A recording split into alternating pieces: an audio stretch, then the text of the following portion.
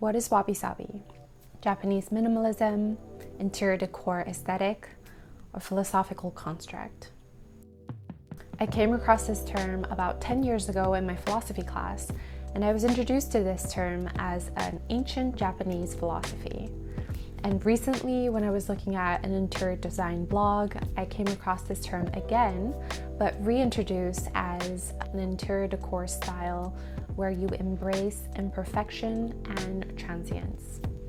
I was really fascinated with this concept of Wabi Sabi, so I wanted to do some more research and gain a deeper understanding of this concept.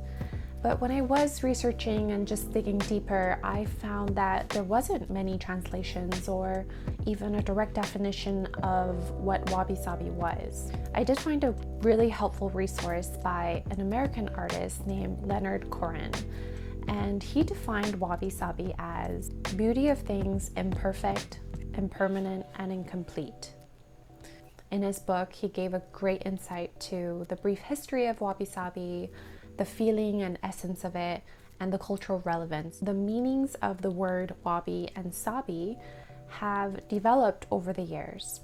Wabi may be interpreted as an imperfect quality of an object, and sabi could be interpreted as a limited mortality of any object, or rust.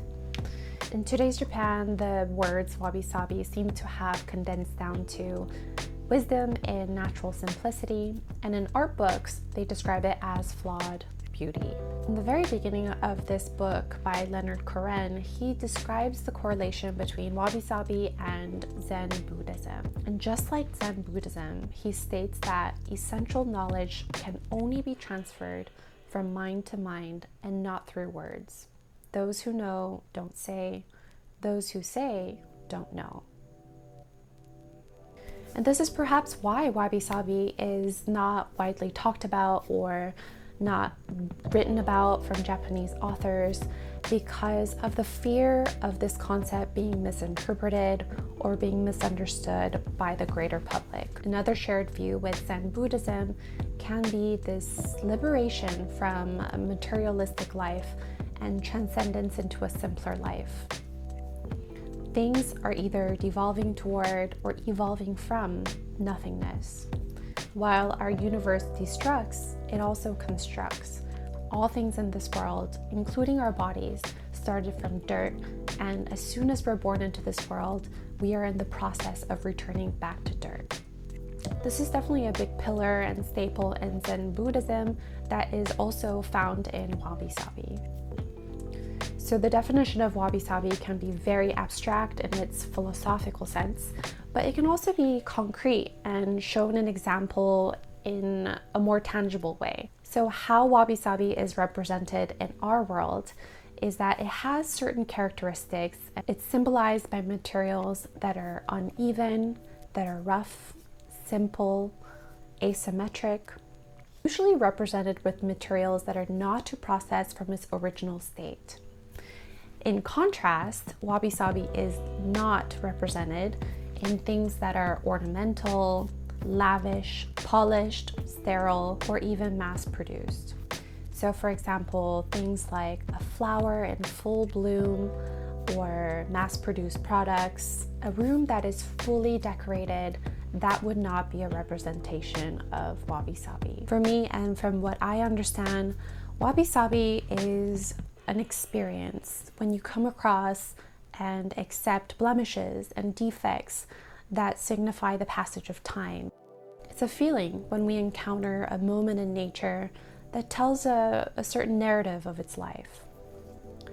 So Wabi Sabi seems to be the opposite of everything that our society values and admires. It's easy to fall into this fast-paced, materialistic world that we live in. However, Wabi Sabi tells us to slow down, take a step back, and really see things for what they are. When you adapt this mindset and see the world in this perspective, then you can break dependence from materialism, our obsession with hustle culture, and also perfectionism. And this is exactly what it did for me. It made me question everything that I value and why I value it, what I see as beauty, and why do I think so? Is it just a social construct, or is it something that feels true to me?